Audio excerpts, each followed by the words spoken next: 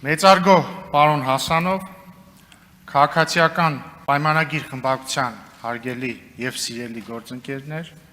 Ուժեղ Հայաստան խմբակցության հարգելի գործընկերներ, Հայաստան խմբակցության հարգելի գործընկերներ, սիրելի ժողովուրդ։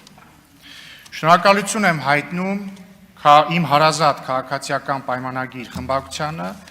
իմ թեկնածությունն առաջադրելու համար եւ շնորհակալություն եմ հայտնում Տիկին Մանավազյանին իմ հասցեին բարի եւ տեղտեղել չափազանցված խոսքեր ասելու համար։ Շնորհակալություն եմ հայտնում քաղաքացիական պայմանագիր կուսակցությանը այս տարվա հունիսի 7-ին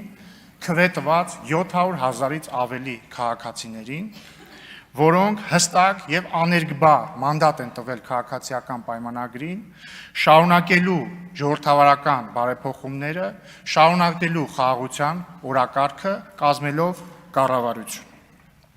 Սիրելի ժողովուրդ, հունիսի 7-ին դուք պաշտպանեցիք Հայաստանը, դուք պաշտպանեցիք Հայաստանի ինքնիշխանությունն ու անկախությունը, դուք պաշտպանեցիք հայկական ժողովրդավարությունը եւ այժմ եկել է լավ ապրելու ժամանակը։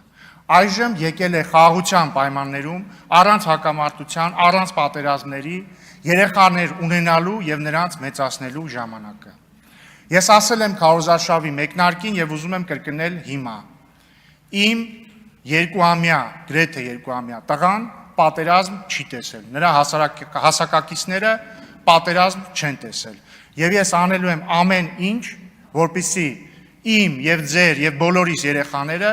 այդպես էլ չիմանան եւ չտեսնեն, թե ինչ է պատերազմը։ Հարգելի գործընկերներ, ուզում եմ նաեւ շնորհակալություն հայտնել այն բոլոր քաղաքացիներին, որոնք իրենց խղճի եւ համոզմունքների համաձայն առանց ընտրակաշառքի չեն ընտրել քաղաքացիական պայմանագրին, այսինքն ընտրել են այլ ուժերի եւ ուզում եմ շնորհակալություն հայտնել նրանց այդ ընտրության համար, իրենց քաղաքացիական պարտքը կատարելու համար եւ շեշտում եմ, խոսքը վերաբերում է այն քաղաքացիներին, որոնք չեն քվեարկել ընտրակաշառքով։ Սիրելի ժողովուրդ, ես ուզում եմ ձեզ ասել, որ մենք ձեզ լսել ենք եւ լսում ենք։ Ես ուզում եմ ձեզ ասել, որ մենք ձեզ տեսել ենք եւ տեսնում ենք։ Եվ ես ուզում եմ ձեզանից ներողություն խնդրել այն բանի համար, որ գուցե ոչ բոլոր ձեր մտահոգություններին ենք անդրադարձել, գուցե ոչ բոլոր ձեր դժվարություններին եւ դժգոհություններին ենք անդրադարձել, կամ գուցե այն բանի համար, որ չենք կարողացել ձեզ համոզել մեր առաջարկած ճանապարհի ճշմարտացիության մեջ։ Եվ ես խոստանում եմ ձեզ, որ մենք ամեն ինչ անելու ենք ձեր վստահությունը շահելու կամ վերականգնելու համար։ Եվ դուք ոչ մի դեպքում, նույնիսկ հաշվի առնելով այն փաստը, որ ձեր նախընտրած քաղաքական ուժերը չեն հաղթել, դուք ոչ մի դեպքում չպիտի ձեզ անտեսված զգաք։ Միակ տարբերությունը, սիրելի ժողովուրդ, կրկին խոսքը այն մարդկանց մասին է, որոնք քվեարկել են ընդդիմությանը։ Միակ տարբերությունը քաղաքացիական պայմանագրին քվեարկածների եւ ձեր միջև, մեր եւ ձեր միջև քաղաքական նախընտրությունների տարբերությունն է։ Ուրիշ ոչինչ։ Մենք գալիս ենք եւ սերում ենք նույն պատմությունից, խոսում ենք նույն լեզվով, կրում ենք նույն մշակույթը, մեր ծնողները հանդիպել են եւ հանդիպում են նույն դժվարություններին, նույն խնդիրներին, մեր երեխաները ծնվում են նույն երկրում, նույն հիվանդանոցներում, ծառայում եւ ծառայելու են նույն բանակում։ Եվ հետեւաբար աշխարհում չկա որևէ բան, որևէ ընտրություն, որևէ քաղաքական տարբերություն, որ մեզ կարող է բաժանել միմյանցից, որովհետեւ մենք մեկ ենք։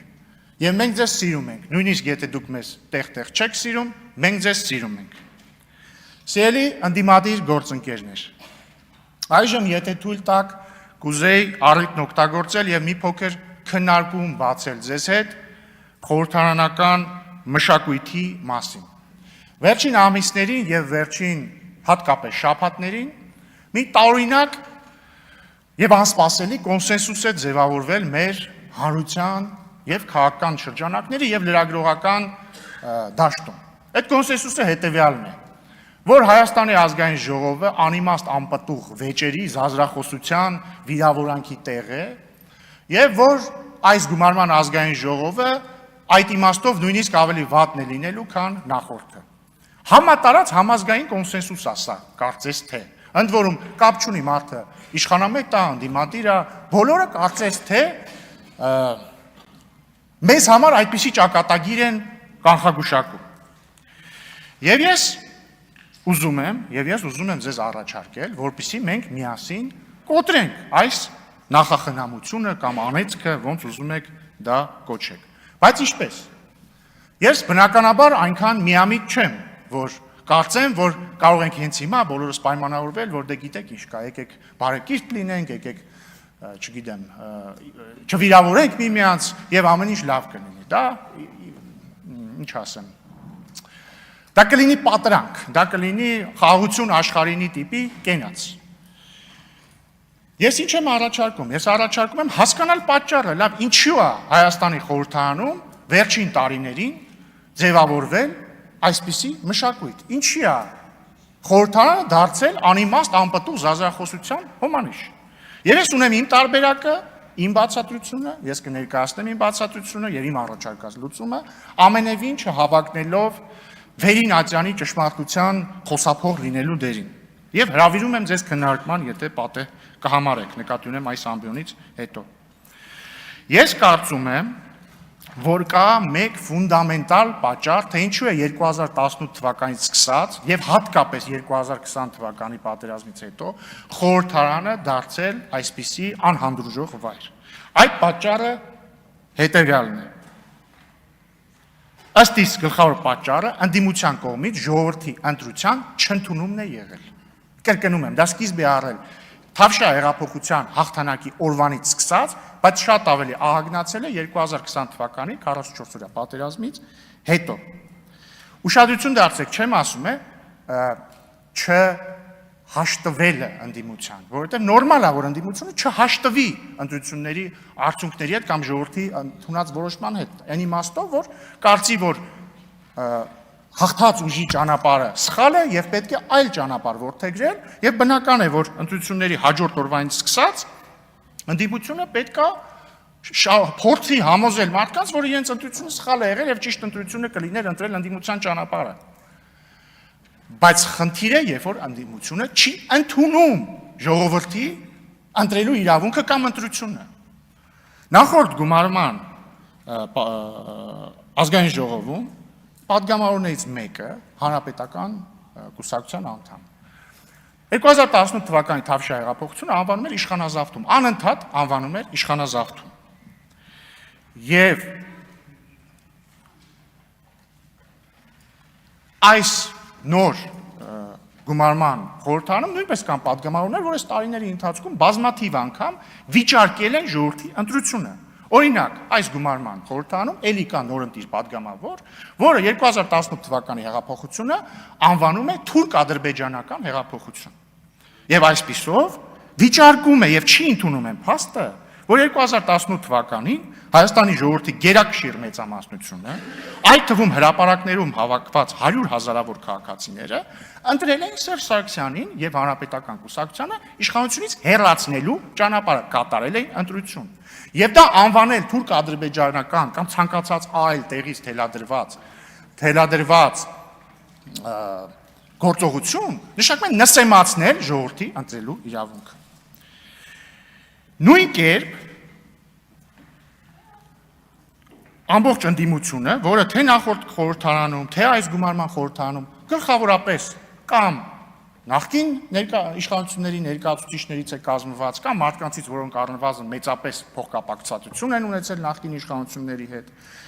հրաժարվել են ընդունել 2018, 2021 եւ հիմա 2026 թվականի ընտրություններում ժողովրդի ընտրությունը։ Եվ կրկին ուզում եմ շեշտել, ճիշտ հասկացեք ինձ, խոսքը ընտրությունը չընդունելու մասին է, ոչ թե կարծելու մասին, որ այդ ընտրությունը սխալ էր։ Ցանկացածը կարող է կարծել, որ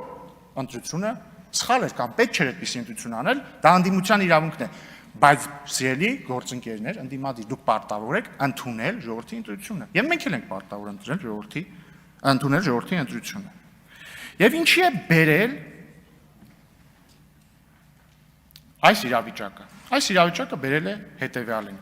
որ իշխանությունն էլ իր հերթին, տեսնելով, որ ընդդիմությունը չի ընդունում ժողովրդի ընտրելու իրավունքը, ժողովրդի ընտրությունը չի ընդունում, ընդդիմությանը սկսել է վերաբերվել որպես հակաժողովրդավարական, հակապետական ուժեր։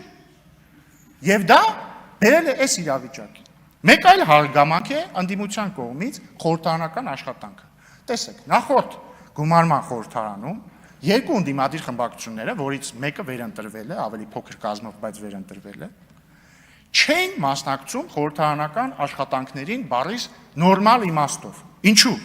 Որովհետև երբ որ դու համարում ես, որ 2018 թվականին իշխանության են եկել իշխանազավթները կամ 2018 թվականի հեղափոխությունը թուրք-ադրբեջանական պրոյեկտ էր, եւ երբ որ դու ամբողջ քարոզարշավի ընթացքում ասում ես, որ եթե քաղաքացիական պայմանագիրն ընտրվի, ապա, չգիտեմ, 5 օրի հետո Հայաստանը կործանվելու է, բնական է, որ երբ որ դու գալու ես ազգային ժողովի դալի, դու չես կարող աշխատել անգլերեն ասած business as usual տրամաբանությամբ, որովհետև դու ապոկալիպտիկ քարոզարշավ ես տարել, դու ապոկալիպտիկ բաներ ես ասել։ Եվ ստեղծում է փակ շղթա, երբ որ ընդդիմությունը քարոզարշավի ժամանակ կամ քարոզարշավից առաջ նույնիսկ իր ընտրողներին այդ ապոկալիպսիսն է ներշնչել, եւ երբ որ գալիս է արդեն խորհրդարան, իր ընտրողներն էլ հակառակ բանն են ասում են, բայց մի վարքյան, դու ո՞նց կարող ես բարևել քաղաքացիական պայմանագիր կուսակցության պատգամավորին, չէ՞ որ ինքը դավաճան սրիկա է, դու ո՞նց ես իրան բարևում։ Եվ ստեղծում է փակ շրջան, ռադիկալացման փակ շրջան է ստեղծվում։ Եվ արդյունքում, օրինակ դրա արդյունքում նախորդ խորհրդարանում ընդդիմությունը իրեն հատկացված պաշտոնները չէր վերցրել մեծամասամբ, կամ սկզբից վերցրել էր, հետո հրաժարվեցին մի խոսքով, բայց արդյունքն էր, որ այդ պաշտոնները վերցված չէին, արդյունքներն էին, որ ընդդիմությունը չէր զբաղվում օրինաստեղծ աշխատանքով, իսկ երբ որ ընդդիմությունը չի զբաղվում օրինաստեղծ աշխատանքով եւ պաշտոններն չի վերցնում, հանձնաժողովի նիստերին չի մասնակցում կամ մասնակցում է, բայց ոչ օրինաստեղծ աշխատանքի համար, ամբողջ ազգային ժողովը օրինաստեղծ աշխատանքի մասին է, եթե արանքից հանում ես օրինաստեղծ աշխատանքը, տակը ինչ է մնում։ Քաղաքական պոլեմիկա, գորգորոց, ռադիկալ ելույթներ։ Դրա համար հարգելի գործընկերներ, ես տեղեկացել եմ առնվազն մամուլից, որ Հայաստան խմբակցությունը չի պատրաստվում վերցնել եւ ուղղեք ինձ եթե սխալ եմ իհարկե, չի պատրաստվում վերցնել իրեն հասանելիք պաշտոնները, մամուլից կարդացել են, որ ուժեղ Հայաստանը պատրաստվում է վերցնել, ուզում են ողջունեմ դա եւ Հայաստան խմբակցությանն էլ հորդորում են փոխել իրենց որոշումը, եթե հարկ կհամարեն, որովհետեւ մենք, սիրելի գործընկերներ, մի կես ժամ առաջ երթում ենք տվել։ Մենք ստորագրել ենք այդ երթման տեքստը։ Մենք միասին ենք կանգնել, շատ ուշադիր չեմ եղել, ընդդիմադիր գործընկերները կանգնել են, թե չէ, եթե չեն կանգնել, վատ է։ Բայց մենք միասին պիտի օրինաստեղծ աշխատանքով զբաղվենք։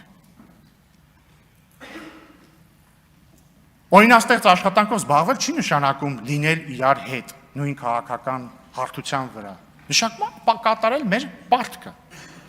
Սիրելի ընդդիմադիր գործընկերներ, դուք եւ ձեր նախորդները այս տարիների ընթացքում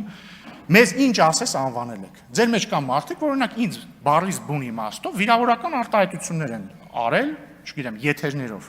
Կամ մարդիկ, որ չեն արել եւ բարեկիրթ են իրենց պահել։ Մեր ժողովուրդը երկու անգամ ընտրություններով տվել է վերդիկտը, տվել է դատավճիռը։ Իրանք ասել են ձեզ եւ բոլորին, որ իրանք այդ որակումների հետ համաձայն չեն։ Ձեր արած որակումներին մեր հասցեին ժողովուրդը համաձայն